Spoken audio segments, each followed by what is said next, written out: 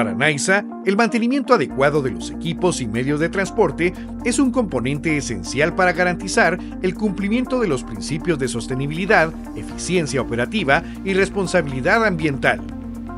Asegurar el buen funcionamiento de los equipos también refleja un compromiso con el bienestar de los trabajadores. Maquinaria segura y confiable reduce los riesgos laborales y mejora las condiciones de trabajo. Nosotros tenemos a nuestro cargo hacer el mantenimiento correctivo preventivo de cada una de las unidades que tiene la corporación.